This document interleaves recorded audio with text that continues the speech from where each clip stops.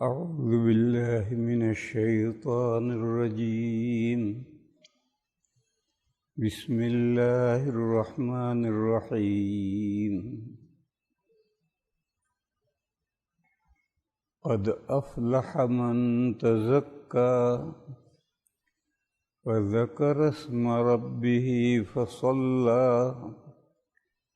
بل تؤثرون الحياة الدنيا والآخرة خير وأبقى إن هذا لفي الصحف الأولى صحف إبراهيم وموسى. صدق اللہ مولانا العظیم. کتنا وقت ہے بھائی؟ اذان ہے یا نماز ہے؟ اذان. بزرگوں اور بھائیوں، دو دنیا ساتھ چل رہی ہیں. ایک کو ہم دنیا کہتے ہیں اور دوسری کو آخرت کہتے ہیں. آخرت بھی ایک دنیا ہے اور دنیا بھی ایک دنیا ہے. ہم چونکہ عربی کم جانتے ہیں اس لیے سمجھتے کم ہیں. الدنیا الادنا کا مؤنث ہے اور الادنا کے معنی ہے اقرب، نیئریسٹ، بہت نزدیک. اور یہ دو لفظ ہیں. الدار الدنیا، وہ گھر جو ہم سے قریب ہے، اور الآخرہ کے معنی ہے فار اوے، پرے کا، دور کا. اور یہ بھی الدار الآخرہ ہے.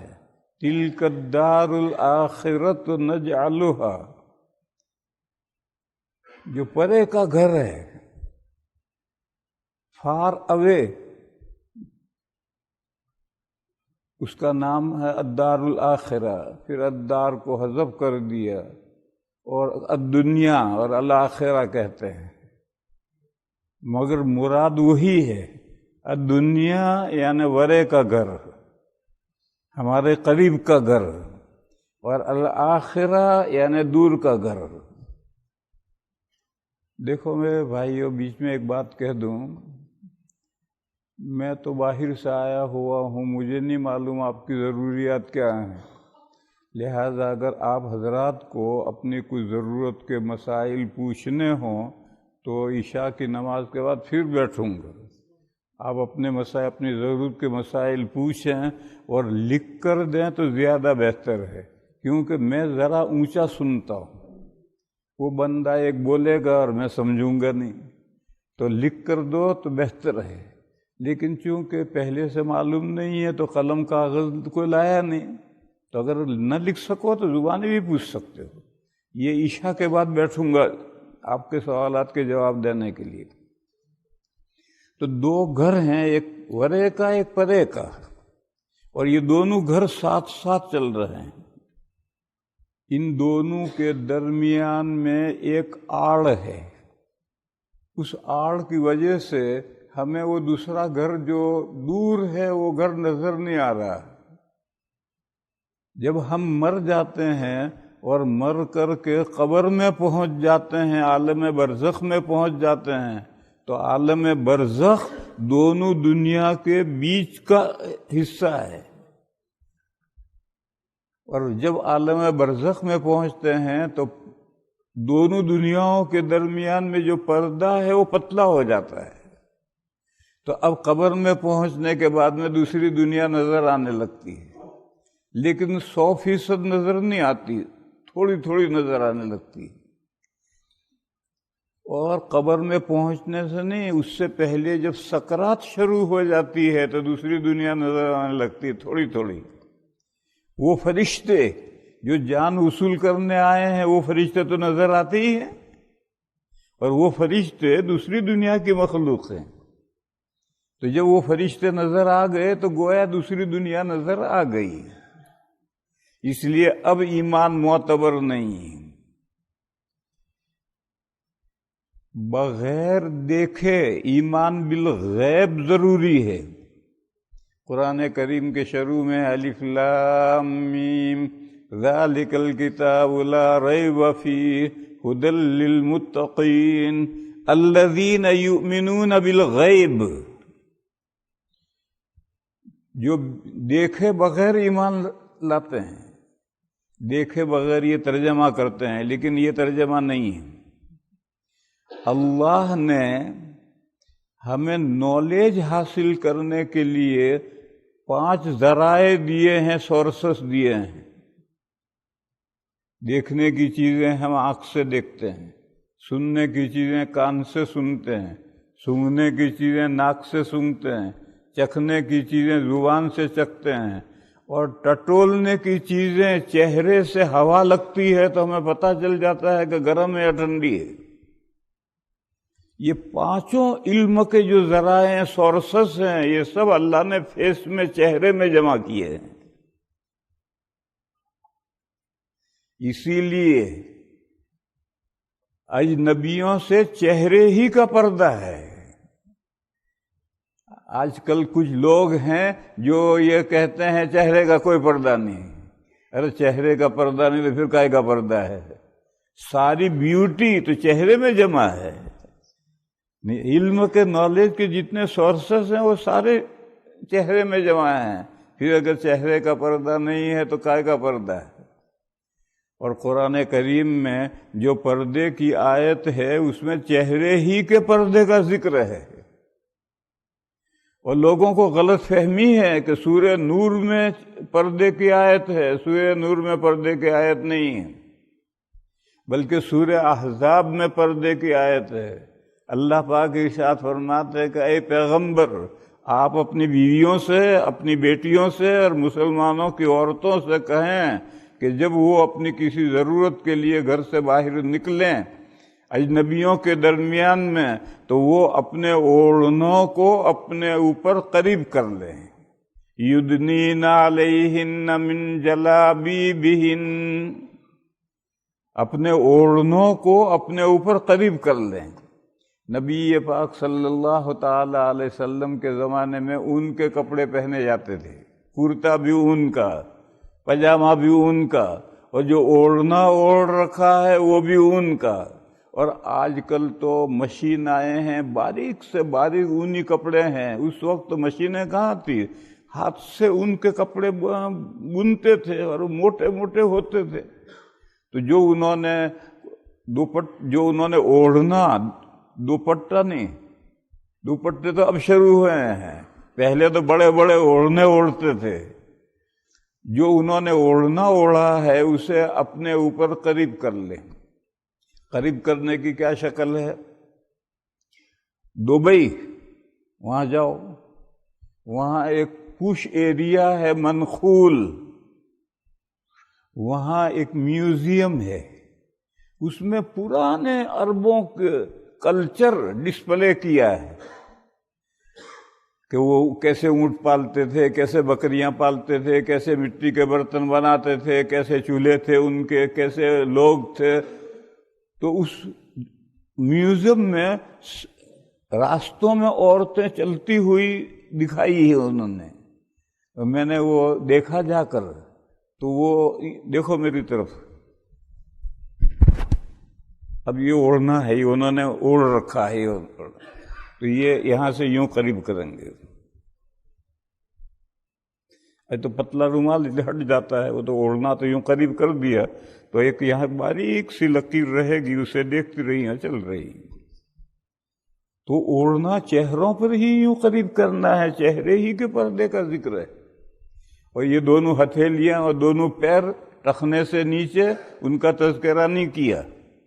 بس اگر کوئی عورت اجنبیوں کے درمیان میں ہاتھ میں موزے پہن کر، پیر میں موزے پہن کر نکلے تو سبحان اللہ، اور نہ پہنے تو کوئی بات نہیں، لیکن چہرہ تو چھپانا ہے، اوڑھنا قریب کرنا ہے یوں، اور کر کر نکلے۔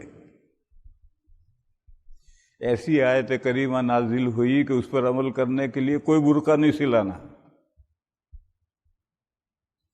2 منٹ بھی، 2 سیکنڈ بھی عمل کرنے میں دیر نہیں۔ آیت پڑھ کر سنا دی، عورتیں اب گھر سے نکلتی دوڑنا قریب کر کے نکلتی ہیں۔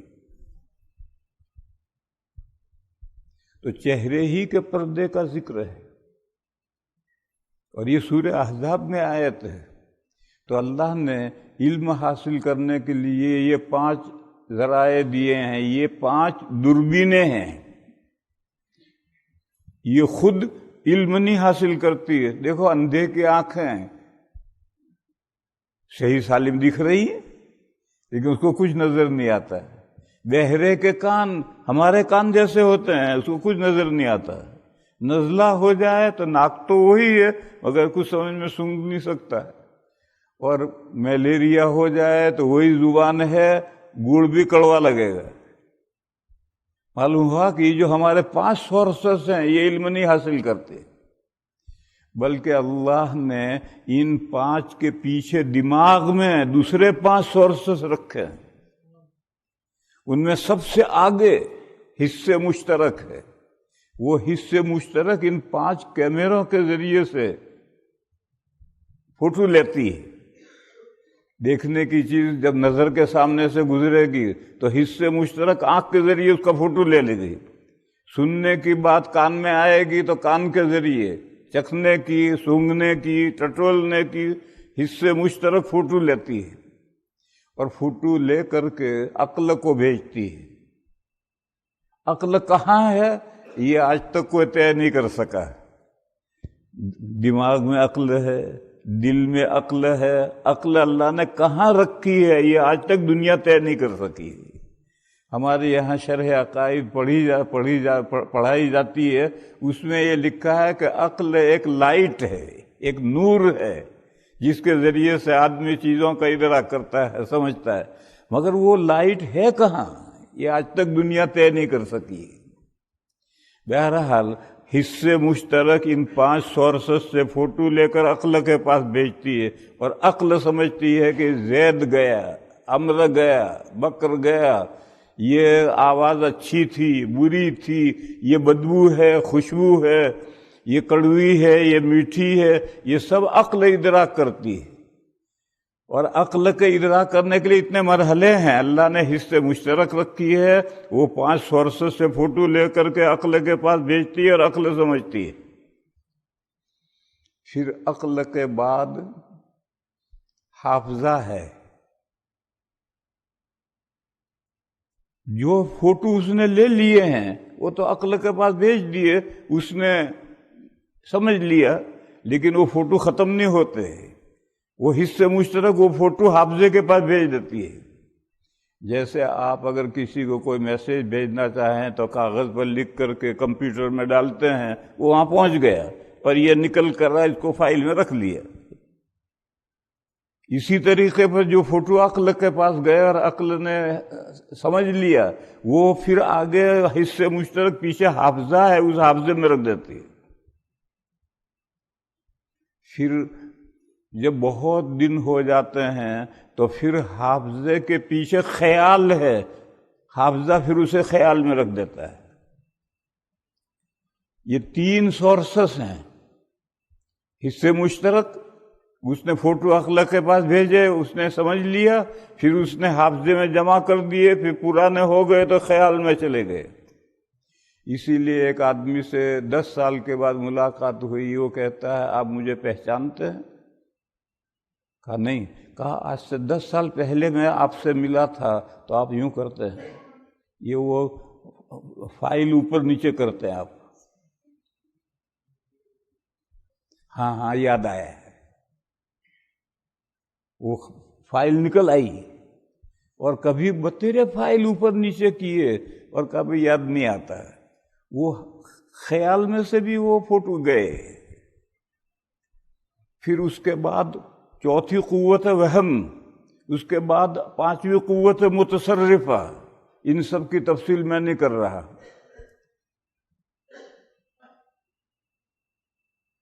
تو یہ جو اللہ تعالیٰ نے ہمیں 5 کیمرے دیے ہیں جن سے حصے مشترک فوٹو لے کر کے عقل کے پاس بھیجتی ہے، جو چیز ان 5 کے دائرے میں نہیں آتی وہ بھی دیکھی۔ اس کو ہم آنکھ سے نہیں دیکھ سکتے، کان سے نہیں سن سکتے، ناک سے نہیں سونگھ سکتے، زبان سے نہیں چکھ سکتے، بدن ہاتھ سے نہیں ٹٹول سکتے۔ یہ جو غیب غیب بن دیکھی بن دیکھی بن دیکھی کا یہ مطلب ہے۔ پھر ان کا پتہ کیسے چلے گا؟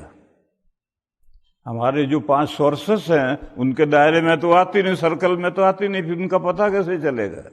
اس کا پتہ وحی سے چلتا ہے، اللہ کی طرف سے فرشتے کے ذریعے زمانے کے پیغمبر پر وحی آتی ہے، اور وہ پیغمبر لوگوں کو بتلاتا ہے کہ اللہ موجود ہیں، اللہ کی یہ صفات ہیں، جنت موجود ہے، جہنم موجود ہے، جنت میں حوریں ہیں، جہنم میں سانپ بچھو ہیں۔ یہ ساری باتیں وحی کے ذریعے سے اللہ تعالیٰ نبی کو بتلاتے ہیں، اور نبی عام انسانوں کو بتاتا ہے۔ تو جب نبی بتاتا ہے تو ہماری عقل اسے سمجھتی ہے۔ دیکھو وہ حصے مشترک نے فوٹو بھیجے تھے تو وہ بھی عقل نے سمجھے تھے، اور مخبر صادق نے، سچی خبر دینے والے نے یعنی رسول اور نبی نے وحی کے ذریعے سے جب بات بتائی تو عقل سمجھتی ہے۔ اس کا نام ہے ایمان بالغیب۔ اللہ کو کسی نے دیکھا نہیں، اللہ کی صفات کو دیکھا نہیں، جنت جہنم حور قصور عذاب یہ کسی نے کچھ نہیں دیکھا۔ اسی طرح سے فیوچر میں جو باتیں ہونی ہیں وہ بھی کسی نے دیکھی نہیں، مگر نبی نے بتلایا کہ آئندہ زمانے میں یہ ہوگا یہ ہوگا یہ ہوگا۔ ان سب باتوں کے ماننے کا نام ہے ایمان بالغیب، بن دیکھے ایمان لانا اس کا نام ہے، اور یہ ضروری ہے کیونکہ اس کے بغیر تو کوئی جاننے کی کوئی شکل ہی نہیں ہے۔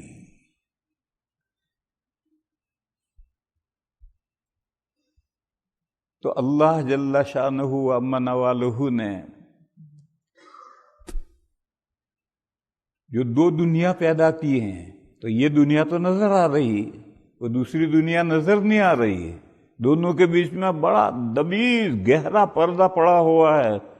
تو اس دوسری دنیا کو ہم کیسے جانیں گے؟ انبیاء کے ذریعے سے ہم ان کو جانیں گے، اور انبیاء بھی وحی کے ذریعے سے جانیں گے، اور وہ ہمیں بتلائیں گے اور ہم اس کو ایمان لائیں گے۔ اتنی تفصیل یہ سمجھنے کے لیے کافی ہے کہ 2 دنیا ساتھ ساتھ چل رہی ہیں، اور دونوں دنیا کے درمیان میں جو آڑ ہے اس کا نام برزخ ہے، اسی کا نام عالم قبر ہے۔ اور یہ قبر کی جو دنیا ہے، عالم برزخ کی جو دنیا ہے، وہ ہماری اسی دنیا کا ایک حصہ ہے۔ ہم مرنے کے بعد اس دنیا سے نکلتے نہیں ہیں، مرنے کے بعد بھی اسی دنیا میں رہتے ہیں۔ باڈی زمین میں گئی، روح پاس اوے آگے بڑھ گئی، پھر قیامت کے دن جب یہ باڈیاں جو زمین میں جا کر مٹی ہو گئی ہیں، یہ جب دوبارہ نکلیں گی اور تیار ہو جائیں گی تو پھر وہ روحیں ریوس آئیں گی اور آ کر کے اپنی باڈیوں کے اندر داخل ہو جائیں گی، اور قیامت کا دن شروع ہو گیا۔ تو اللہ پاک جل شانہ عم نوالہ ارشاد فرماتے ہیں کہ تمہاری نظر اسی دنیا تک ہے، تم اسی دنیا کو ترجیح دے رہے ہو، بل تؤثرون الحیات الدنیا، بلکہ تم دنیا کی زندگی کو ترجیح دے رہے ہو۔ بل تؤثرون الحیات الدنیا، کیا آیت آ گئی؟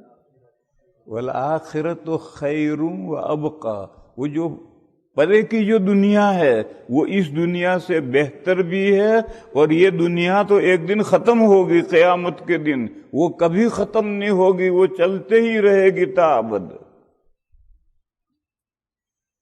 اب عقل مندی کیا ہے کہ اس دنیا میں چند روز کی زندگی کو ترجیح دینی چاہیے، اس پر رال ٹپکانی چاہیے، اس پر مرنا چاہیے، یا آنے والی جو دوسری دنیا ہے اس دنیا کے لیے تیاری کرنی چاہیے؟ عقل مندی کی بات یہی ہے کہ چند روز کے فائدے کے لیے کیا آدمی رال ٹپکا ہے؟ جو ہمیشہ کی زندگی ہے اس کے لیے، اور میرے بھائیوں، اللہ نے یہ جو ہمارے قریب دنیا ہے، جس دنیا کے اندر ہم ہیں، کتنی قریب ہے؟ تالاب میں مچھلی سے تالاب کتنا قریب ہے؟ مچھلی اندر ہے، چاروں طرف تالاب ہے۔ اسی طرح سے ہم دنیا کے اندر ہیں، چاروں طرف یہ دنیا ہے۔ یہ دنیا اللہ تعالیٰ نے کھیتی بنائی ہے، اس کو اس لیے پیدا کیا ہے تاکہ ہم آنے والی دوسری دنیا میں جانے کے لیے یہاں سے پریپریشن کریں، تیاری کریں۔ اللہ پاک نے یہ مضمون قرآن کریم میں 2-3 جگہ پر بیان کیا۔ فرمایا الذی خلق الموت والحیات لیبلوکم ایکم احسن عملا۔ اللہ نے مرنا جینا پیدا کیا ہے۔ دیکھو ہماری یہ دنیا کی زندگی ہے، اسی میں پہلے جیتے ہیں پھر مر جاتے ہیں، اور اس سے پہلے ایک دنیا ہے اور اس کے بعد ایک دنیا ہے۔ اس سے پہلے کون سی دنیا ہے؟ جب اللہ نے آدم علیہ السلام کو پیدا کیا تو ان کی تمام اولاد کو ان کی پیٹھ سے نکالا تھا، یہ روحیں نکلی تھی، اس میں زندہ ہوئے، پھر مرے نہیں، پھر وہ ساری روحیں عالم ارواح میں ہیں، وہاں سے اس دنیا میں آتی ہیں۔ تو ادھر جو دائیں ہاتھ پر جہاں سے ہماری زندگی شروع ہوئی ہے، وہاں صرف جینا ہے، مرنا نہیں ہے۔ پھر ایک دوسری دنیا جو بائیں ہاتھ پر آ رہی ہے، قیامت، اور قیامت کے بعد اس میں جو روحیں ریورس آ گئی اور بدن زندہ ہو گئے، تو اب تا ابد زندہ رہنا، مرنا نہیں ہے۔ اور ہماری یہ جو دنیا کی زندگی ہے، اس میں ہم پیدا بھی ہوتے ہیں اور مرتے بھی ہیں۔ اس لیے اللہ تعالی جل شانہ عم نوالہ نے اس دنیا میں ہماری باڈیاں بہت کمزور بنائی ہیں۔ 80-90 سال ہوتے ہوتے باڈی کمزور ہو جاتی ہے، مرنے کا وقت آ جاتا ہے۔ اور قیامت کو جو جسم بنے گا وہ تا ابد چلے گا، وہ کمزور نہیں ہوگا، وہ 60 ہاتھ لمبا ہوگا اور اتنا ہی موٹا تازہ ہوگا اور اتنا ہی پاورفل ہوگا۔ یہ دنیا عمل کی ہے، وہ عمل کا صلہ پانے کے لیے ہے۔ عمل کی زندگی اللہ نے مختصر رکھی، اور عمل کا صلہ پانے کے لیے تا ابد زندگی اللہ نے رکھی ہے، اس کا بدلہ پاتے رہو۔ عمل کی زندگی مختصر رکھی، تو فرمایا کہ اللہ تعالیٰ نے مرنا اور جینا پیدا کیا، یعنی یہ دنیا کی زندگی پیدا کی۔ اس دنیا میں پہلے جیتا ہے پھر مر جاتا ہے، اور جینے کو بعد میں اور مرنے کو پہلے اس لیے بیان کیا کہ ہم سب کہتے ہیں بھی مرنا ہے، مرنا ہے، مرنا ہے، مگر یقین ہمیں مرنے کا نہیں ہے۔ کہتا تو ہر آدمی زبان سے، کافر بھی کہتا ہے کہ بھئی مرنا ہے، مرنا ہے، مگر مومن کو ہی مرنے کا یقین نہیں ہے۔ اگر ہمیں مرنے کا یقین ہوتا تو ہماری زندگیوں کا نقشہ ہی کچھ اور ہوتا ہے۔ اس لیے مرنے کو پہلے ذکر کیا کہ مرنا اور جینا، یہ اس دنیا کی زندگی اللہ تعالیٰ نے پیدا کی تاکہ اللہ تمہیں جانچیں کہ تم میں ویری بیسٹ، سب سے بہترین عمل کرنے والا بندہ کون ہے۔ یہ جانچنے کے لیے دنیا کی زندگی بنائی اللہ نے۔ ایکم احسن عملا۔ دیکھو ہم کوئی دارالعلوم قائم کرتے ہیں، کوئی یونیورسٹی قائم کرتے ہیں، تو ادارہ قائم کرنے کا مقصد یہ ہے کہ جب امتحان ایگزام ہوگا تو فرسٹ ڈویژن کون کامیاب ہوتا ہے، اسی کو جاننے کے لیے ادارے قائم کیے جاتے ہیں۔ بعض طلباء کو فیل کرنے کے لیے ادارہ نہیں قائم کیا جاتا ہے۔ مگر جب بھی کوئی ادارہ قائم کرتے ہیں اور ایگزام لیتے ہیں تو بعض طالب علم ناہنجار نالائق ہوتے ہیں، محنت نہیں کرتے ہیں اور فیل ہوتے ہیں۔ تو قیامت کے دن بے شمار مخلوق فیل ہوگی، لیکن اللہ نے یہ دنیا کسی کو فیل کرنے کے لیے نہیں پیدا کی. اللہ نے یہ دنیا تو اس لیے پیدا کی ہے کہ یہ دیکھیں کہ فرسٹ ڈویژن کون کامیاب ہوتا ہے اور جنت کے بلند سے بلند درجات کون حاصل کرتا ہے. یہ جانچنے کے لیے اللہ تعالیٰ نے یہ دنیا بنائی ہے.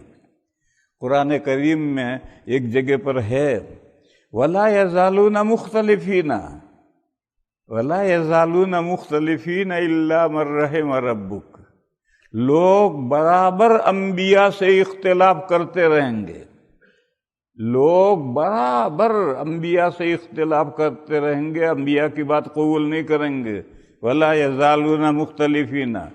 ہاں وہ بندے جن پر اللہ کی رحمت ہو جائے، مہربانی ہو جائے، تو وہ نبیوں کی مخالفت نہیں کریں گے بلکہ نبیوں کی بات مانیں گے، ایمان لائیں گے.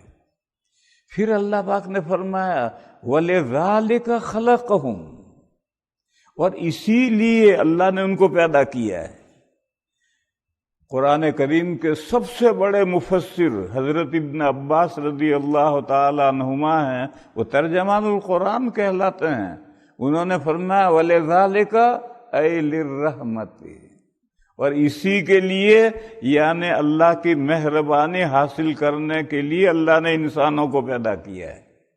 لیکن اگر کچھ لوگ اپنی نالائقی سے اللہ کی رحمت سے محروم رہ جائیں تو اس میں اللہ کا کیا قصور ہے؟ یہ تو قصور انہی کا ہے. اللہ نے تو یہ کائنات اس لیے بنائی ہے کہ ہر بندہ اللہ کی رحمت حاصل کرے، نبیوں کی بات مانے، ایمان لائے، اپنی آخرت آباد کرے. اس لیے اللہ تعالیٰ نے دنیا بنائی.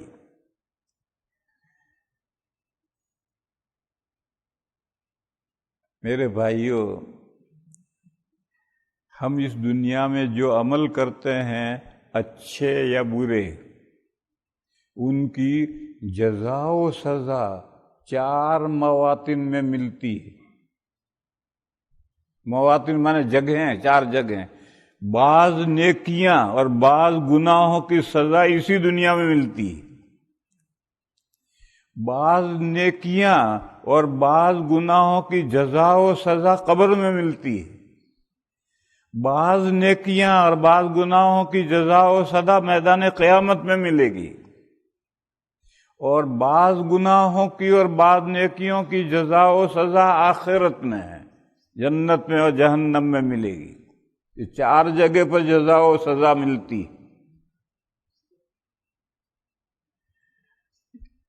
اس کے بعد یہ سمجھنا چاہیے کہ جنت صلہ ہے ایمان کا، اور جہنم سزا ہے کفر کی، انکار کی.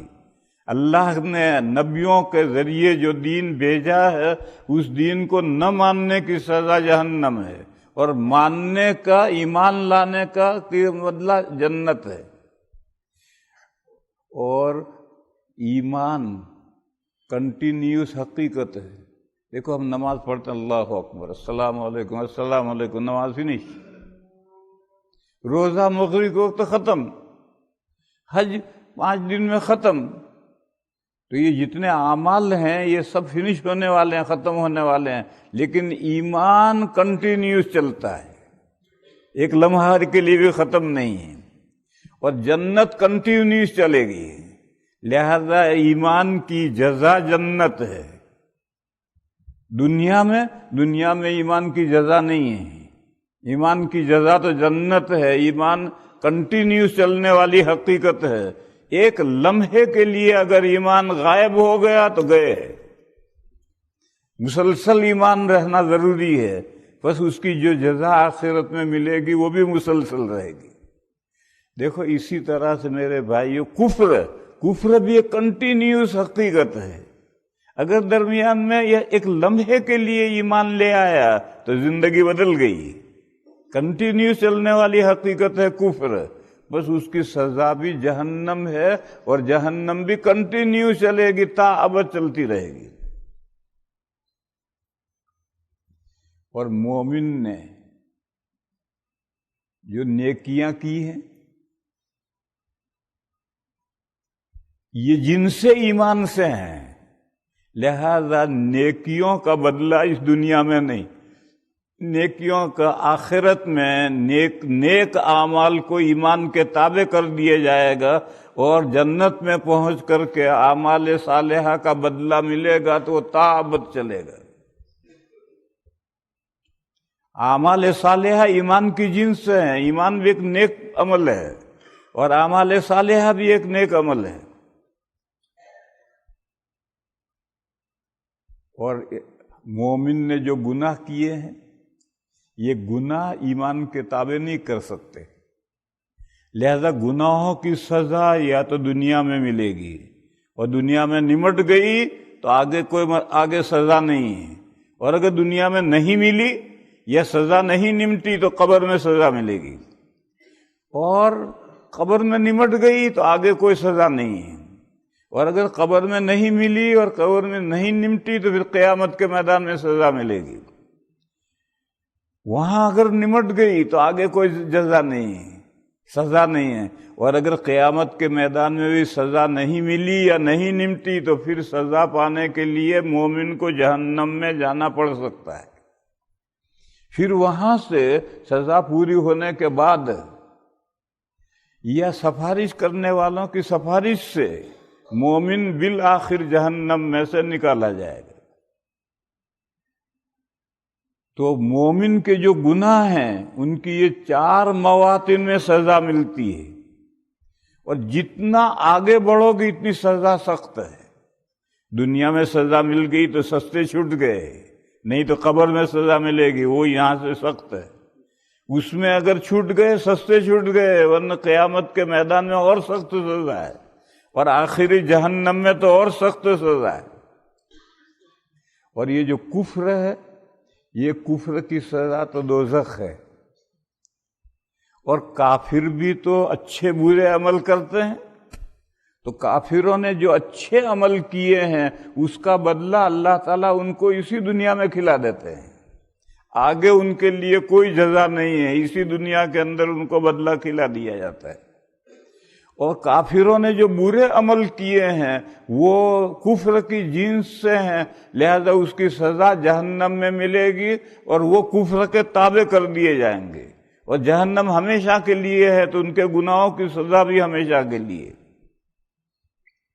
احادیث شریفہ میں ہے کہ ہم چلتے چلتے گر پڑے، کانٹا چبھ گیا، پیر میں کنکر چبھ گیا، تو یہ جو نقبہ ہے معمولی سا حادثہ ہے، اس سے بھی گناہ معاف ہوتے ہیں۔ بلکہ قرآن کریم میں ہے ان الحسنات یذہبن السیئات، ہم جو نیکیاں کرتے ہیں تو ان نیکیوں سے بھی گناہ معاف ہوتے ہیں۔ پھر اگر دنیا میں سزا نہیں ملی تو پھر آگے قبر کا زندگی ہے۔ اور دیکھو یہ جو بھائیوں ہم سنتے ہیں کہ قبر میں عذاب، قبر میں عذاب، قبر میں عذاب، یہ آدھا مسئلہ ہے۔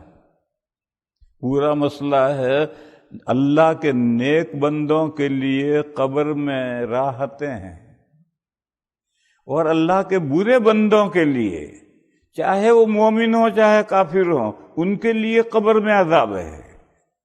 تو عذاب قبر صرف ایک نہیں ہے، یہ تو آدھا مسئلہ ہے۔ نیک بندوں کے لیے تو قبر میں راحتیں ہیں۔ حدیث شریف میں بڑی تفصیل سے اس کو سمجھایا گیا ہے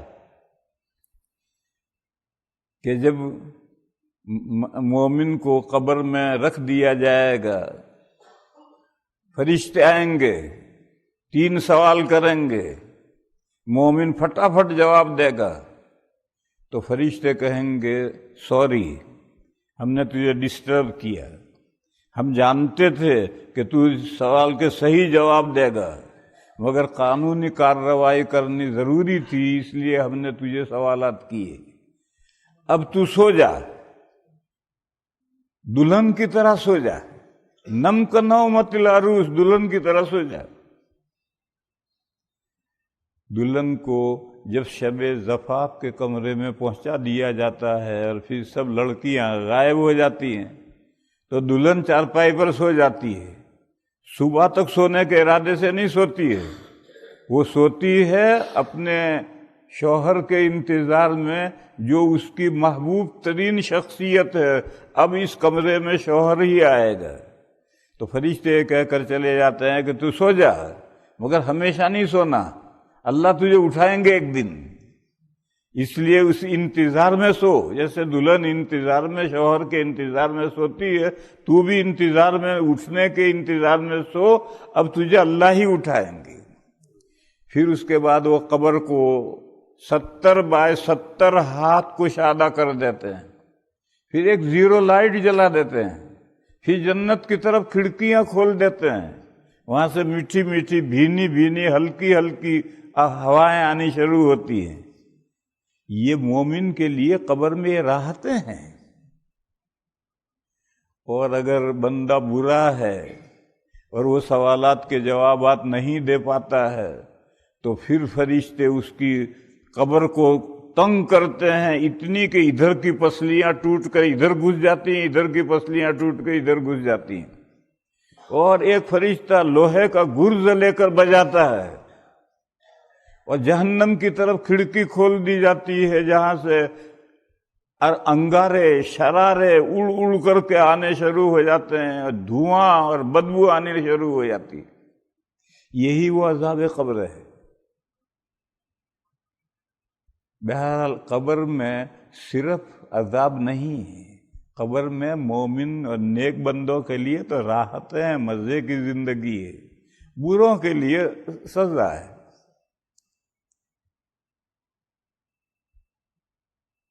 یہ جو میرے بھائیوں قبر میں عذاب ہوتا ہے، قبر میں راحتیں پہنچتی ہیں، تو کس کو پہنچتی ہیں راحتیں اور کس کو ہوتا ہے عذاب؟ اہل السنہ والجماعہ کا مذہب یہ ہے کہ روح اور ہماری باڈی جو مٹی میں دفن کی گئی اور وہ مٹی بن گئی، دونوں کو، روح اور مٹی بدن کے اجزاء کو، دونوں کو راحتیں بھی پہنچتی ہیں اور دونوں کو سزائیں ملتی ہیں۔ بعض بندے کہتے ہیں کیسے؟ تو میں ان سے کہتا ہوں کہ بھئی کیسے کا جواب میں تجھے دکھا تو سکتا نہیں کہ آپ میرے ساتھ چل قبرستان میں، اور میں تجھے دکھاؤں کہ روح اور جسم کے اجزاء کو دونوں کو کیسے راحتیں پہنچ رہی ہیں، کیسے سزائیں مل رہی ہے، میں دکھا تو نہیں سکتا ہوں، سمجھا سکتا ہوں۔ دیکھو ہمارے پاس 3 قسم کے ٹیلی فون ہیں، اب تو وہ قسمیں رہی نہیں، موبائل میں ایک ہی طرح کے ٹیلی فون ہیں، لیکن پہلے 3 طرح کے ٹیلی فون ہوتے تھے۔ ایک اپنی بستی کا PCO، ایک ملک کا، اور ایک انٹرنیشنل پوری دنیا کا۔ آپ کے پاس میں جون سا ٹیلی فون ہے، آپ نمبر ڈائل کریں گے تو کسی خاص گھر میں ٹیلی فون بجے گا۔ کیسے بجتا ہے؟ ایکسچینج میں ایک مشین ہے، اس مشین کے واسطے سے اگر آپ کے پاس انٹرنیشنل ٹیلی فون ہے تو پوری دنیا کے ٹیلی فونوں سے اس مشین کے واسطے سے تعلق ہے، اور اگر آپ کا نیشنل فون ہے تو پوری دنیا سے تعلق نہیں ہے، اس مشین کے واسطے سے صرف ملک سے تعلق ہے۔ اور اگر PCO ہے تو اس کا پورے ملک سے بھی تعلق نہیں ہے، مقامی شہر سے ہی تعلق ہے۔ تو یہ ایکسچینج مشین کے ذریعے سے جو تعلق ہے یہ حکمی تعلق ہے۔ اب ہم نمبر ڈائل کرتے ہیں تو ایک خاص گھر میں جو گھنٹی بجتی ہے حقیقی تعلق ہے، اور حقیقی تعلق فرع ہے حکمی تعلق کی۔ اگر حکمی تعلق ہے تو گھنٹی بجے گی، نہیں تو جواب آئے گا کہ آپ کے ٹیلی فون پر یہ سیوا اپلبدھ نہیں ہے۔ میرے بھائیو اب سمجھو، قیامت کے دن اللہ ایک بارش برسائیں گے اور تمام باڈیاں زمین میں سے نکل آئیں گی، اور پہلی ہماری جو باڈی ہے، یہ جو مٹی بنی ہے، اسی مٹی سے دوسری باڈی بنے گی، نئی مٹی شامل نہیں ہوگی۔ البتہ ہماری اس جسم کی جتنی مٹی ہے، ختنہ کی تھی اس وقت اتنی کھال کاٹ کر پھینک دی تھی، وہ مٹی بن گئی، وہ بھی آئے گی۔ ہم بال کاٹ کر پھینک دیتے ہیں، مٹی ہو جاتے ہیں، وہ بھی آئیں گے۔ ناخن کاٹ کے پھینک دیتے ہیں، مٹی ہو جاتے ہیں، وہ بھی آئیں گے۔ اسی لیے کہتے ہیں ناخن کاٹ کر ناپاک جگہ پر مت پھینکو، بال کاٹ کر کے ناپاک جگہ پر مت پھینکو، کہیں دفن کرو یا پاک جگہ میں ڈالو، کیونکہ اس کی جو مٹی بنیں گے تو یہ پھر ہماری باڈی میں یہ واپس آنے ہیں، اور ریکنسٹرکشن ہوگا، اثر نو اٹھان ہوگی۔ آپ لوگوں نے دیکھا نہیں ہے، خباز روٹی بنانے والا آٹا گوندتا ہے آدھا تسلا، پھر اس میں سوڈا ڈالتا ہے، پھر کپڑا ڈھانک دیتا ہے تو پھول کر کے پورا تسلا بھر جاتا ہے، یہ آٹا پھولا۔ اسی طریقے سے اس پہلے جو باڈی جو ہماری، اسی کی مٹی پھولے گی اور اس سے 60 ہاتھ کا لمبا قد بنے گا، اتنا ہی موٹا تازہ بنے گا۔ پھر اس کے بعد میں سور پھونکا جائے گا، اور روحیں جو عالم برزخ میں پہنچ گئی ہیں یہ سب ریوس آئیں گی، معاد ریوس آئیں گی۔ جب ریوس آئیں گی تو آپ کا کیا خیال ہے؟ جس روح کو جو جسم خالی ملا وہ اس میں گھس گئی، ایسا ہوگا؟ یا ہر روح اپنے ہی جسم میں جائے گی؟ ہر روح اپنے ہی جسم میں جائے گی۔ سوال یہ ہے کہ وہ روح اپنے جسم کو پہچانتی کیسے ہے؟ اور یہ جو اپنے جسم میں روح گئی یہ حقیقی تعلق ہے، یہ حقیقی تعلق تو فرع ہوتا ہے حکمی تعلق کا۔ اس کا مطلب یہ ہے کہ آج مرنے سے لے کر قیامت کے اس درمیان میں روح کا اپنے بدن کے اجزاء کے ساتھ حکمی تعلق ہے، اور اس حکمی تعلق سے حقیقی تعلق قائم ہوگا۔ جب حکمی تعلق ہے تو اسی کا نام ہے کہ راحتوں میں بھی اور سزا میں بھی روح اور جسم کے اجزاء دونوں شامل ہوتے ہیں، اور اہل السنہ والجماعہ کا یہی مذہب ہے۔ اور جو اس کو نہیں مانتا ہے، صرف روح کا عذاب اور راحتیں مانتا ہے، وہ گمراہ ہے، اہل السنہ والجماعہ سے خارج ہے۔ اہل السنہ والجماعہ کے یہاں روح کو بھی راحتیں پہنچتی ہیں، سزا ملتی ہے، اور جسم کے جو اجزاء ہیں ان کو بھی سزا ملتی ہے اور راحتیں پہنچتی، کیونکہ دونوں کے درمیان میں کنٹینیوس تعلق برقرار ہے۔ تو میرے بھائیو، اللہ جل شانہ عم نوالہ نے یہ دنیا اس لیے پیدا کی ہے تاکہ دیکھیں کہ بہتر سے بہتر عمل کر کے کون آگے بڑھتا ہے، اور برا عمل کرنے والے بھی اپنے پیروں پہ کراڑی ماریں گے، ان کی سزا بھگتیں گے۔ لہذا اس دنیا میں ہمیں تیاری کرنی ہے، آخرت کے لیے، اگلی دنیا کے لیے تیاری کرنی ہے۔ کیا کام کرنے ہیں؟ بہت کام ہیں، اور وہ ہم سب جانتے ہیں، پورا قرآن بھرا پڑا ہے، حدیثیں بھری پڑی ہیں، کچھ فرائض ہیں، کچھ واجبات ہیں، کچھ سنت ہیں، کچھ مستحبات ہیں، بہت سارے اعمال ہیں۔ بنیادی عمل 2 ہیں، ایک تو زکوٰۃ ہے اور ایک نماز ہے۔ زکوٰۃ کیوں رکھی ہے؟ زکوٰۃ اس لیے رکھی ہے کہ انسان کے نفس میں ایک برائی ہے، اس برائی کو نکالنا ہے۔ وہ برائی کیا ہے؟ خود غرضی، بخیلی، شوہ، عربی میں شوہ کہتے ہیں، بخیلی، خود غرضی۔ اس بیماری کو نفس میں سے نکالنی ہے، اور نفس کو سخاوت کا خوگر بنانا ہے، فیاض بنانا ہے، عالی حوصلہ بنانا ہے، بلند اخلاق بنانا ہے، اور بخیلی اور خود غرضی نکالنی ہے۔ لہذا اس کے لیے رحل سہل یہ ہے کہ ہر سال اپنے مال کی زکوٰۃ نکالو، اور زکوٰۃ کے علاوہ صدقہ فطر بھی دو، اور صدقہ فطر کے علاوہ نفلی خیرات بھی وقتاً فوقتاً کرو۔ جب بار بار یہ کام کیا جائے گا تو نفس کے اندر جو بخیلی ہے وہ ہٹے گی، اور نفس کے اندر فیاضی اور سخاوت پیدا ہوگی۔ اور جس نے اپنے انسائیڈ کو، اپنے باطن کو جس نے سنوار لیا، جس نے مزکا کر لیا، جس نے مجلہ کر لیا، تو اس کی 5 انگلیاں گھی میں ہیں۔ قد افلح من تزکا، وہ شخص بالیقین کامیاب ہو گیا جس نے اپنے آپ کو سنوار لیا، یعنی زکوٰۃ ادا کر کے اپنے دل میں سے بخیلی نکال دی۔ دیکھو میرے بھائیوں، اللہ نے ہمارے اندر کوئی صفت بری نہیں پیدا کی، ہر صفت اچھی ہی اچھی ہے۔ دیکھو غصہ اچھی صفت ہے، اللہ کو غصہ آتا ہے، تو کیا اللہ میں بری صفت ہو سکتی؟ اللہ کے رسول کو غصہ آتا تھا، تو کیا اللہ کے رسول میں بری صفت ہو سکتی؟ غصہ اچھی چیز ہے۔ اگر آدمی میں غصہ نہ ہو تو آدمی بڑھوا بن جائے، اس کے ساتھ اس کی بیوی ہے، بہن ہے، بیٹی ہے، ایک پرائے آدمی سے ملاقات ہوئی، اس نے اس سے بھی مصافحہ کیا، اس بیوی سے بھی مصافحہ کیا، اور اس کا ہاتھ چھوڑتا نہیں، پکڑ رکھا ہے اور دباتا ہے، اور یہ بڑھوا کھڑا کھڑا ہنستا ہے، اس کو غصہ ہی نہیں آتا۔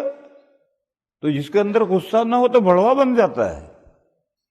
تو غصہ تو ضروری ہے، اور یہ غصہ اگر نہ ہو تو اللہ کے راستے میں دشمنان اسلام سے آدمی لوہا کیسے لے گا؟ کسی کو مار ڈالنا آسان تھوڑی ہے۔ دیکھو انتہائی درجے کا جو غصہ ہے، اس کی وجہ سے اللہ کے راستے میں اللہ کے دشمنوں سے بندے لوہا لیتے ہیں، مومنین لوہا لیتے ہیں۔ تو غصہ اچھی صفت ہے، لیکن اگر غصے کا مس یوز ہے تو پھر غصہ بری صفت ہے۔ ایک مولانا صاحب تھے، وہ لالٹین جلا کر پڑھ رہے تھے، پرانے زمانے کا قصہ ہے، لالٹین جلاتے تھے، لالٹین بھبکی، تو مولانا صاحب نے لالٹین کو بڑا گھور کر دیکھا، پھر پڑھنے لگے، تھوڑی دیر ہوئی پھر بھبکی، تو مولانا صاحب نے کہا دیکھ اب کہ اگر تو نے شرارت کی تو میں تیری خبر لوں گا۔ پھر پڑھنے لگے، تھوڑی دیر کے بعد پھر بھبکی، اٹھے اور ڈنڈا لے کر کچوبر بنا دیا لالٹن کا۔ تو اب یہ غصہ اتارنے کی جگہ ہے، کس کا نقصان کیا آپ نے؟ میں پالنپور میں پڑھتا تھا، تو ہاتھ سے کھانا پکاتے تھے، کھاتے تھے، تو برسات کا زمانہ تھا، لکڑی بھیگی ہوئی تھی، ٹال سے لایا تھا خرید کر، اب وہ جلائی دھواں سارے، آنکھ ناک خراب۔ روٹی پکا کر کے مٹی کی توی میں نے روٹی ڈالی تو وہ توی گرم نہیں ہوئی تھی تو روٹی چپک گئی، وہ تھوڑی دیر کے بعد اکھاڑا تو اکھڑتی نہیں ہے، تو بڑا غصہ آیا، اور توی اٹھا کر کے پتھر پر زور سے ماری اور ٹکڑے ٹکڑے کر دی۔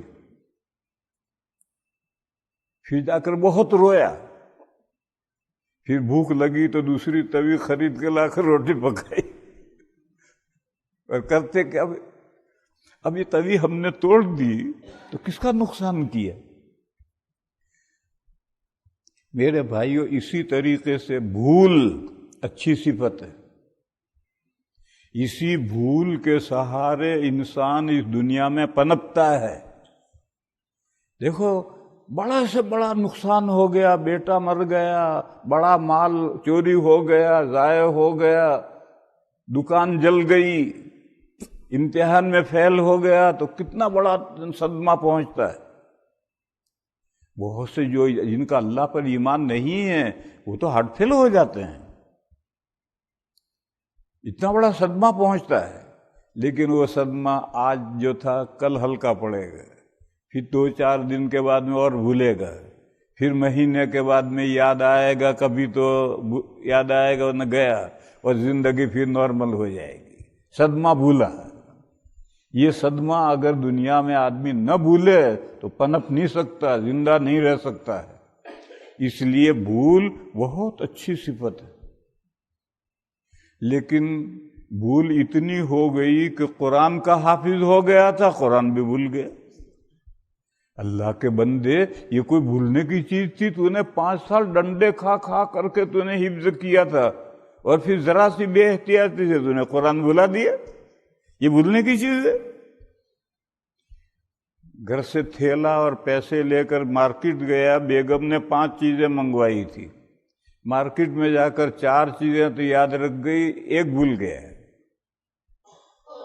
اب وہ گھر واپس آیا بیگم سے پوچھنے کے لیے کہ وہ 5ویں چیز کیا تھی، تو گھر آ کر یہی بھول گیا کہ کیا پوچھنے آیا ہوں۔ تو جب اتنی بھول حد سے بڑھ جائے تو پھر حکیم کے یہاں جاؤ، اپنے دماغ کا علاج کراؤ۔ ایک حد تک جو چیز بھولنی ہے بھولو۔ اگر کوئی آدمی صدمہ نہ بھولے تو سب نصیحت کرتے ہیں کہ بھئی اب بیٹے کو مرے ہوئے 2 مہینے ہو گئے، اب یہ صدمہ بھولو، کب تک یاد کرو گے؟ سب نصیحتیں کرتے ہیں، تو بھولنے کی چیز بھولنی چاہیے۔ اور کوئی قرآن بھول جائے تو کوئی تھوڑی کہتا ہے کہ بھئی اچھا کیا تم نے بھول گئے۔ حدیث میں تو سخت اس پر وعید آئی ہے، یہ حفظ کر کے بھول جائے۔ تو بھولنا اچھی صفت ہے، لیکن غیر محل میں بھولے گا تو وہ پھر بری صفت ہے۔ دیکھو رحم بڑی اچھی صفت ہے، لیکن سانپ پر ہاتھ پھیر رہا ہے، ارے کمبخت کیا کر رہا، کاٹے گا مرے گا۔ رحم کرنے کی جگہ یا میدان میں اترا ہے دشمنان اسلام سے لوہا لینے کے لیے، اور دشمن کو مارتا نہیں تو پھر تو آیا کیوں ہے؟ تو رحم بہت اچھی چیز ہے، لیکن غلط جگہ پر رحم کا استعمال تو غلط ہے۔ بہر اسی طرح سمجھو، بخیلی اچھی صفت ہے۔ اگر انسان کے اندر بخیلی نہ ہو تو انسان کے پاس میں کوئی بیلنس نہ ہو۔ دیکھو جانوروں کے پاس میں بیلنس ہے ہی نہیں، یا برائے نام ہے۔ چونٹیوں کے پاس میں ایک بیلنس ہوتا ہے، لیکن برائے نام ہے۔ تو اگر انسان کے اندر یہ بخیلی کے معنی روکنا، یہ روکنے کی صفت نہ ہو تو کسی انسان کے پاس کوئی بیلنس ہی نہ ہو۔ یہ تو اسی بخیلی کی برکت سے ہمارے پاس میں تھوڑا زیادہ بیلنس ہوتا ہے، مال جمع ہوتا ہے۔ تو بخیلی تو اچھی چیز ہے، اللہ نے نیچر میں رکھی ہے، لیکن بخیلی اتنی بڑھ گئی، اتنی حد سے زیادہ ہو گئی کہ اللہ کے حق بھی نہیں دے رہا ہے، زکوٰۃ بھی نہیں ادا کر رہا، صدقہ فطر بھی ادا نہیں کر رہا، خود بھی نہیں کھا رہا اور بھوکا مر رہا ہے۔ تو اس درجے کی بخیلی یہ تو کوئی اچھی صفت نہیں۔ لیکن بہرحال یہ جو صفات ہیں، اگر ادھر ڈھل گئی تو گئی، ادھر ڈھل گئی تو گئی۔ یہ جو دونوں طرف ڈھلتی ہیں، اس کو اسلام کنٹرول کرتا ہے کہ ادھر بھی مت ڈھلنے دو، ادھر بھی مت ڈھلنے دو، معتدل رکھو۔ اللہ پاک نے ارشاد فرمایا ہے وَلَا تَجْعَلْ يَدَكَ مَغْلُولَةً إِلَىٰ عُنُوقِكَ وَلَا تَبْسُطْهَا كُلَّ الْبَسْطِ۔ اپنے ہاتھ کو اپنے گردن سے باندھ مت لو کہ کسی کو دھیلا نہ دو، اور اپنا پورا ہاتھ کھول بھی مت دو، تمہارے پاس کچھ رہے گا نہیں تو پھر کنگلے ہو کر رہ جاؤ گے۔ تو اعتدال، درمیانی کیفیت میں انسان کو رہنا چاہیے۔ اس کی رحل سہل اللہ نے احکام دیے ہیں، ان احکام کے ذریعے سے اللہ تعالیٰ نے اعتدال پیدا کیا ہے۔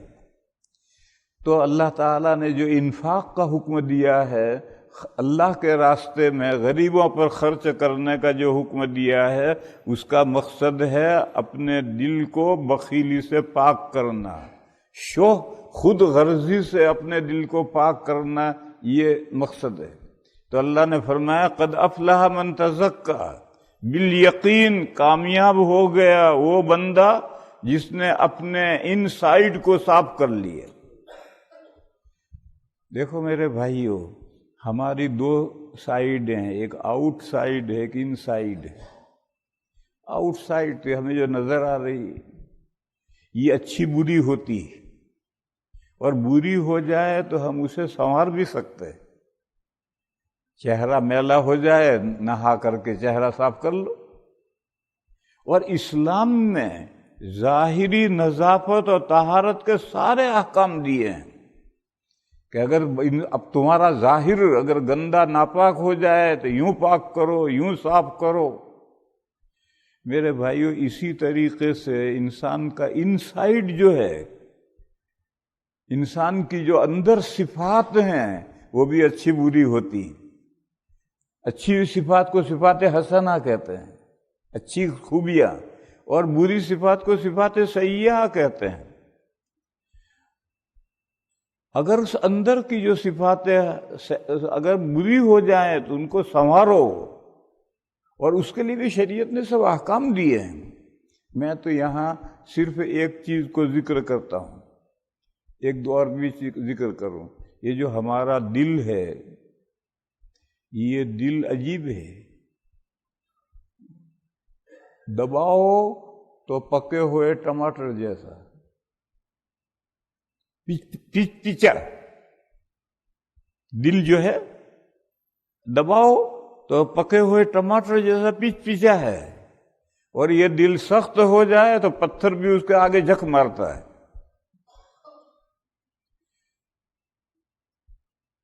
پتھر سے زیادہ سخت ہو جاتا ہے۔ یہ جو دل ہے، اللہ تعالیٰ نے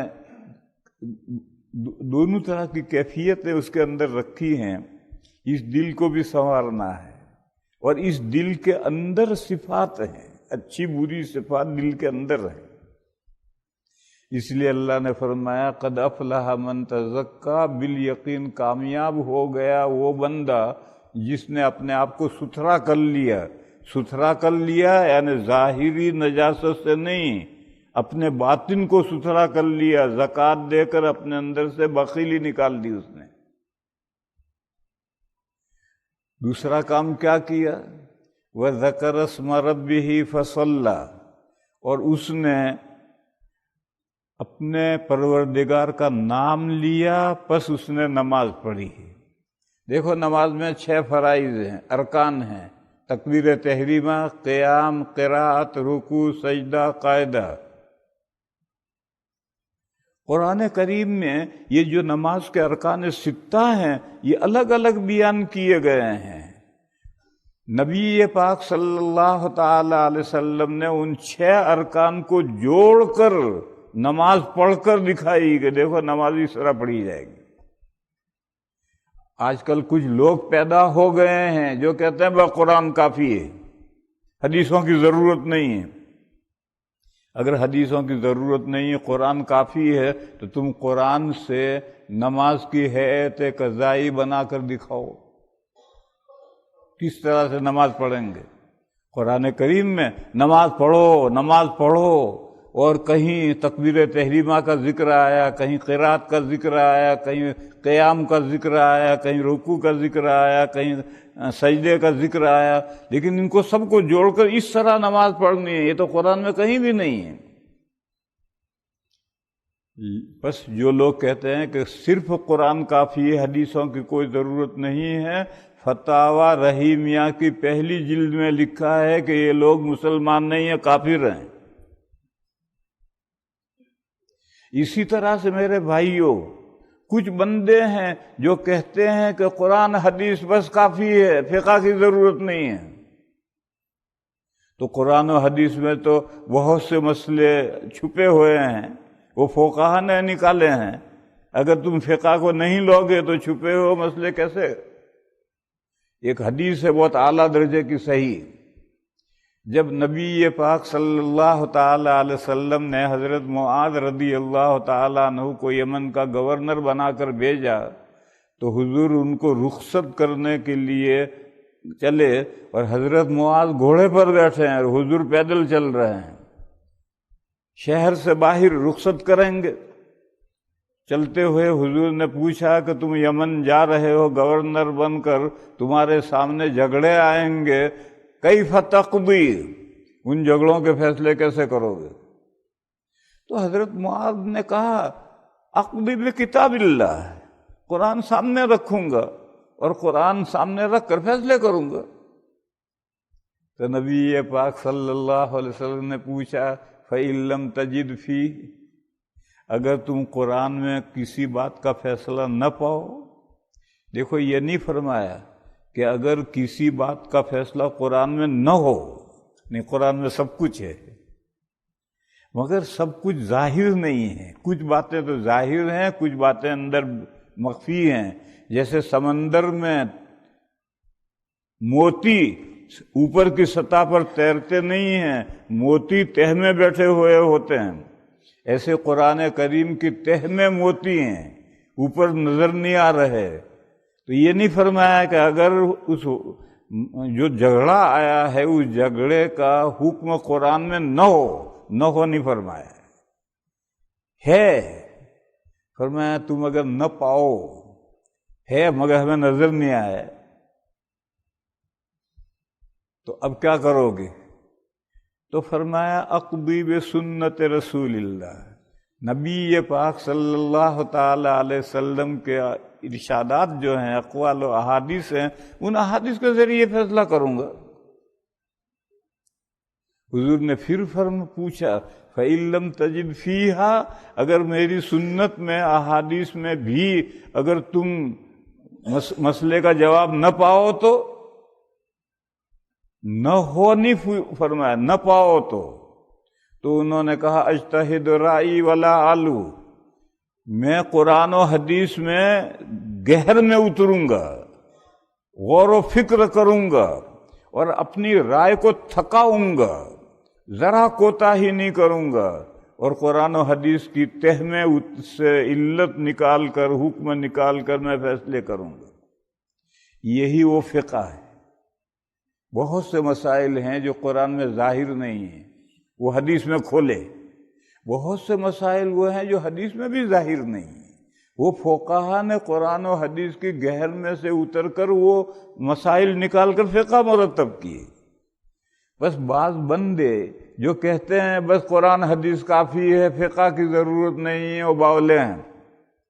جیسے وہ لوگ جو کہتے ہیں کہ صرف قرآن کافی ہے، حدیثوں کی ضرورت نہیں ہے، وہ کافر ہیں۔ اسی طرح سے جو کہتے ہیں کہ قرآن حدیث کافی ہے، فقہ کی ضرورت نہیں ہے، وہ باولے ہیں۔ قرآن و حضرت معاذ نے یہی کہا کہ میں قرآن و حدیث میں انتہائی غور و فکر کر کے جھگڑے کا فیصلہ کروں گا۔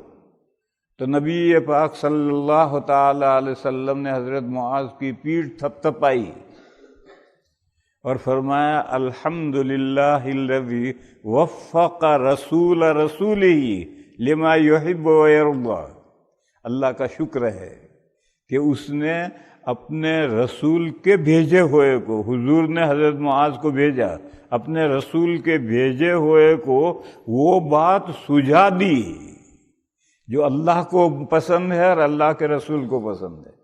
وہ بات خود ہی سمجھ میں آ گئی اس بندے کے۔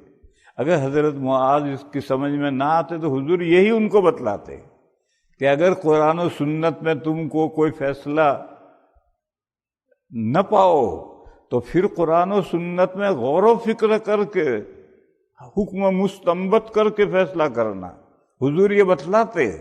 مگر وہ تو اللہ کا بندہ اپنے فہم و بصیرت سے پہلے ہی سمجھ گیا، تو حضور نے اللہ کا شکر ادا کیا کہ اللہ کا شکر ہے کہ اس نے اپنے رسول کے رسول کو وہ بات سجھا دی جو اللہ کو پسند ہے اور اللہ کے رسول کو پسند ہے۔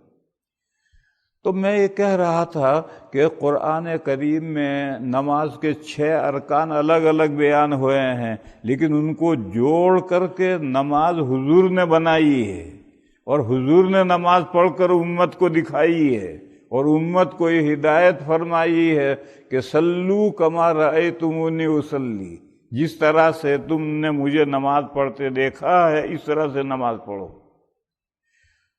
غرض یہ جو 6 ارکان ہیں ان میں سے پہلا رکن ہے تکبیر تحریمہ، یہاں اس کا ذکر ہے، کہیں تکبیر تحریمہ کا ذکر ہے، کہیں قرأت کا ذکر ہے، کہیں قیام کا ذکر ہے، کہیں رکوع کا ذکر ہے، کہیں سجدے کا ذکر ہے۔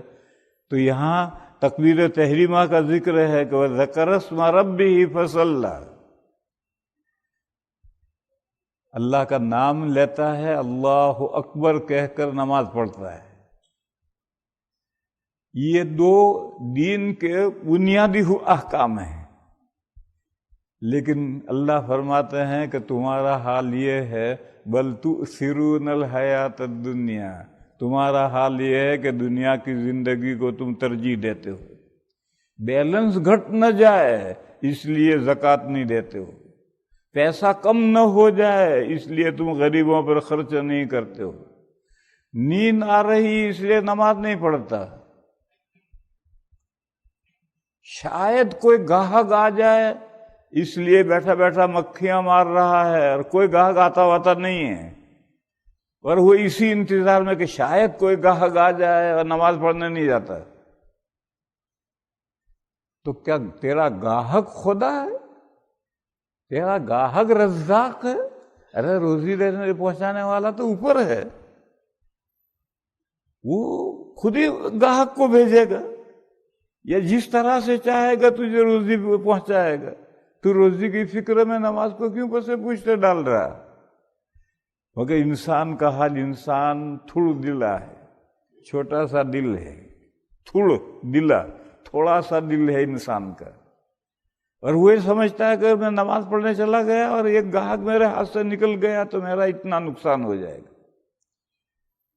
یہ در حقیقت دنیا کی زندگی کو ترجیح دینا ہے اور آخرت کی زندگی کو پس پشت ڈالنا ہے۔ فرمایا بل تؤثرون الحیات الدنیا، تم دنیا کی زندگی کو ترجیح دیتے ہو، والآخرت خیر وابقی، درحال ہے کہ آخرت اس دنیا سے بہتر بھی ہے اور دیر پا ہی ہمیشہ چلنے والی وہ دنیا ہے۔ ہماری یہ دنیا جو ہے یہ تو ختم ہونے والی دنیا ہے، اور آخرت کے اعتبار سے اس کی کوئی حیثیت بھی کچھ نہیں ہے، مگر تم نادان ہو، بات سمجھتے نہیں ہو، اور آخرت کو پسے پشت ڈال کر کے دنیا کے لیے مرتے ہو، ریجتے ہو۔ پھر فرمایا کہ یہ مضمون جو ہے کہ نماز، زکوٰۃ دو، نماز پڑھو، آخرت کی تیاری کرو، یہ مضمون کی اہمیت صرف قرآن میں نہیں ہے، ہر مذہب میں، تمام آسمانی کتابوں میں یہ مضمون ہے کہ نماز پڑھو، زکوٰۃ دو، نماز پڑھو، خرچ کرو، نماز پڑھو، خرچ کرو، دنیا کا 4 پیسے کا نقصان ہو اس کو برداشت کرو اور اپنی آخرت کو آباد کرو، تمام کتابوں میں ہے۔ ان ھذا لفی الصحف الاولی، یہ مضمون گزشتہ آسمانی کتابوں میں ہے۔ کون سی کتابوں میں؟ مثلا فی صحف ابراہیم و موسیٰ، موسیٰ علیہ السلام پر جو صحیفے نازل ہوئے اور ابراہیم علیہ السلام پر جو صحیفے نازل ہوئے ان میں یہ مضمون آیا ہے۔ موسیٰ علیہ السلام پر تو صرف تورات نازل ہوئی ہے، صحیفے بہت سارے کہاں نازل ہوئے ہیں؟ صرف تورات نازل ہوئی۔ اس کو میرے بھائیو سمجھو، ہمارے پاس جو قرآن کریم ہے یہ 114 صحیفوں کا مجموعہ ہے۔ یہ جو سورتیں ہیں تو ہر سورت ایک صحیفہ ہے، ایک کاپی ہے، اور اس میں مستقل مضمون ہے۔ ہر چھوٹی سے چھوٹی جو 3 سورتیں ہیں ان 3 سورتوں میں بھی ایک کمپلیٹ مضمون ہے۔ بس قرآن کریم کی ہر سورت ایک صحیفہ ہے۔ قرآن کریم میں ہے لم یکن الذین کفروا من اہل الکتاب والمشرکین منفکین حتی تأتیہم البینہ، جن مشرکین نے نبی پاک صلی اللہ تعالی علیہ وسلم کو ریجیکٹ کر دیا، جن پیپل آف بکس یہود و نصارہ نے نبی پاک صلی اللہ تعالی علیہ وسلم کو ریجیکٹ کر دیا، انکار کر دیا، وہ ایسے گمراہی میں رچے پچے تھے کہ وہ اپنی گمراہی سے جدا ہونے والے تھے ہی نہیں، یہاں تک کہ ان کے پاس واضح دلیل آ جائے۔ اس آیت کریمہ میں یہ مضمون ہے کہ تمام نبیوں کے سردار، نبوت کے تاجدار، آسمان ہدایت کے سورج، ہمارے آقا حضرت محمد مصطفیٰ صلی اللہ تعالی علیہ وسلم کو تمام نبیوں کے آخر میں کیوں بھیجا؟ اس لیے بھیجا کہ پہلے تاریکی گھٹا ٹوپ نہیں تھی، سورج سے، چاند سے، ستاروں سے وہ اندھیرا چھٹ سکتا تھا، تو چھوٹے بڑے انبیاء رسول آتے رہے۔ اب دنیا ایسی تاریکی میں، اندھیرے میں ہے کہ اب چاند سے کام چلنا نہیں ہے، اب ستاروں سے کام چلنا نہیں ہے، لہذا اب آفتاب نبوت طلوع ہوا تاکہ ساری دنیا جگمگا جائے۔ تو فرمایا کہ یہ لوگ اپنی گمراہیوں سے جدا ہونے والے تھے ہی نہیں، یہاں تک کہ ان کے پاس میں واضح دلیل آئے۔ واضح دلیل کیا؟ رسولاً، ایک بہت بڑا رسول آئے، تمام رسولوں کا سردار آئے، خاتم النبیین صلی اللہ تعالی علیہ وسلم تشریف لائیں، اور وہ بھی خالی ہاتھ نہ آئیں، یتلو صحفا مطہرہ، پاک صحیفے پڑھتے ہوئے آئیں۔ وہ پاک صحیفے کیا ہیں؟ یہی قرآن کریم۔ یہ قرآن کریم ایک صحیفہ نہیں، 114 صحیفے ہیں۔ قرآن لے کر آئیں، بغیر قرآن کے خالی ہاتھ آئیں گے تو لوگ کفر سے ہٹنے والے نہیں تھے، اتنی گھٹا ٹوپ تاریکی ہو گئی تھی۔ لیکن اگر وہ پاک صحیفے پڑھتا ہوا آئے اور اتر کر ہیرا سے سوئے قوم آیا اور ساتھ میں ایک نسخہ کیمیا لایا، وہ نسخہ کیمیا یہ قرآن کریم ہے، وہ لے کر آئے، تو اب دو چیزیں آئیں گی تو اب امید ہے کہ اندھیری ہٹے گی، روشنی پھیلے گی۔ مجھے تو یہ بتلانا تھا کہ اس آیت کریمہ میں قرآن کریم کو صحیفہ نہیں کہا، اس کی جمع صحف مطہرہ کہا۔ تو جب قرآن میں 114 صحیفے ہیں تو تورات بھی 5 کتابوں کا مجموعہ ہے۔ آج بھی بائبل ہے، بائبل کھولو، جو شروع کی 5 کتابیں ہیں ان کا نام بائبل ہے۔ تو جب 5 کتابیں ہیں تو 5 صحیفے ہو گئے۔ اسی طرح سے حضرت ابراہیم علیہ السلام پر جو کتاب نازل ہوئی اس کے بھی کئی ابواب ہوں گے، کئی حصے ہوں گے، اس لیے وہ بھی صحیفے ہیں، ایک صحیفہ نہیں۔ دیکھو یہاں سے معلوم ہوا کہ ابراہیم علیہ السلام پر بھی آسمان سے کتابیں اتری ہیں، آج موجود نہیں ہیں مگر اتری ہیں۔ ایک روایت میں ہے کہ اللہ کی 104 کتابیں اتری ہیں، جن میں سے آج 4 کو ہم جانتے ہیں، باقی 100 کے تو ہمیں نام بھی نہیں معلوم، کون سے انبیاء پر اتری یہ بھی ہمیں نہیں معلوم، یہ اتری۔ ایک جگہ پر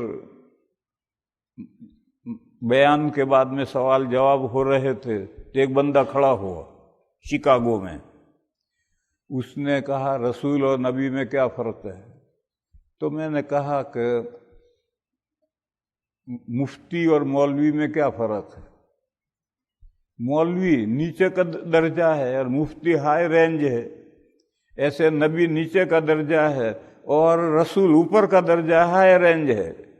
بس ہر مفتی مولوی ضرور ہوگا، لیکن ہر مولوی کے لیے مفتی ہونا ضروری نہیں ہے۔ بس ہر رسول نبی ضرور ہے، لیکن ہر نبی رسول نہیں۔ تو میں نے جب یہ سمجھایا تو اس نے کہا کہ ہم نے تو یہ سنا ہے کہ جس ہستی کو اللہ تعالیٰ نے نئی کتاب اور نئی شریعت دی وہ رسول ہے، اور جس کو نئی کتاب اور نئی شریعت نہیں دی وہ نبی ہے۔ میں نے کہا وہ بھی آپ نے ٹھیک سنا ہے، وہ بھی صحیح ہے۔ تو پھر پوچھنے لگا کہ اسماعیل علیہ السلام کیا تھے؟ میں نے کہا رسول تھے، قرآن میں صراحت ہے۔ تو کہا ان کے پاس کہاں کتاب تھی اور کہاں شریعت تھی؟ تو میں نے کہا کتنی کتابیں اتری ہیں؟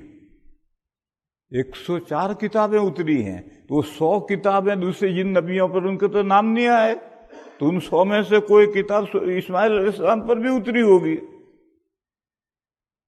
تو اس لیے میرے بھائیوں اس کو سمجھو کہ ایک ایک کتاب کئی کئی صحیفوں کا مجموعہ ہوتی ہے. تو موسیٰ علیہ السلام کی کتاب جو تورات ہے اس کے جو 5 ابواب ہیں، اور ابراہیم علیہ السلام پر جو کتاب نازل ہوئی اس کے بھی ابواب تھے. جیسے قرآن میں 114 صحیفے ہیں، ان میں بھی صحیفے ہیں. تو فرمایا موسیٰ علیہ السلام کے صحیفوں میں یہ مضمون ہے اور ابراہیم علیہ السلام کے صحیفوں میں یہ مضمون ہے. گویا یہ ایسا مضمون ہے جو گزشتہ ہر امت کی کتابوں میں یہ مضمون آیا ہے. آج کوئی نیا مضمون نہیں ہے کہ زکوٰۃ دو اور نماز پڑھو، زکوٰۃ دو اور نماز پڑھو.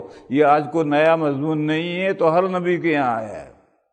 جیسے روزوں کی فرضیت نازل ہوئی تو فرمایا یا ایھا الذین آمنوا کتب علیکم الصیام کما کتب علی الذین من قبلکم. اے ایمان والو، تم پر روزے فرض کیے گئے جیسا تم سے پہلے جو امتیں گزری ان پر روزے فرض کیے گئے. معلوم ہر امت پر روزے رہے ہیں، کوئی امت روزوں سے مستثنا ایکسپٹ نہیں رہی. اسی طرح سے نماز اور زکوٰۃ ہر امت پر رہا ہے، کوئی امت ایسی نہیں ہے جس میں نماز اور زکوٰۃ نہ ہو. یہ مضمون کے لیے حوالہ دیا کہ یہ تو گزشتہ تمام اگلوں کے تمام صحیفوں میں، خاص طور پر موسیٰ اور ابراہیم کے صحیفوں میں بھی یہ مضمون ہے، اور اب قرآن کریم میں یہ مضمون آیا ہے. اب آیات کو مختصر کر لو.